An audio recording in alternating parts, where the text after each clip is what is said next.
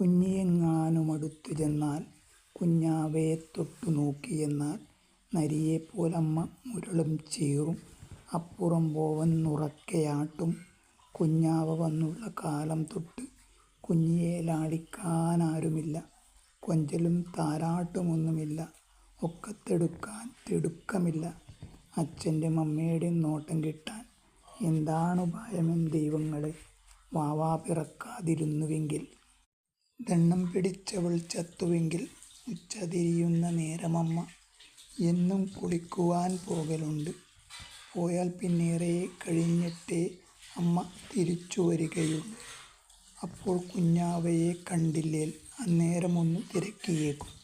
ഏറെ തിരിഞ്ഞു മടുത്താലോ പോയതു പോകട്ടെയെന്നാകും. വെച്ചിടത്തൊന്നുമേ കാണയില്ല.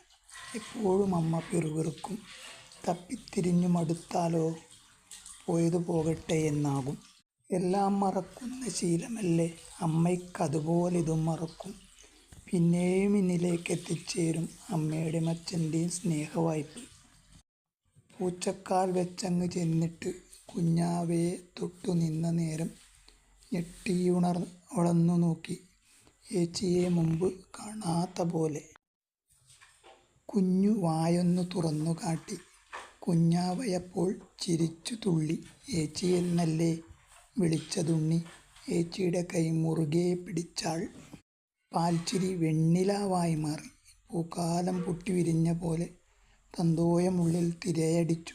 സ്നേഹപ്പെരുമഴ പെയ്ത്തുപോലെ. കാത്ത് കാത്തേച്ചിയെ കണ്ടമട്ടിൽ പല്ലില്ലാ വായാൽ ചിരിച്ചാളുണ്ണി. എന്നുണ്ണി പൊന്നുണ്ണി കുഞ്ഞാവയെ എന്നെന്തൊക്കെയോ പുലമ്പി കുഞ്ഞി.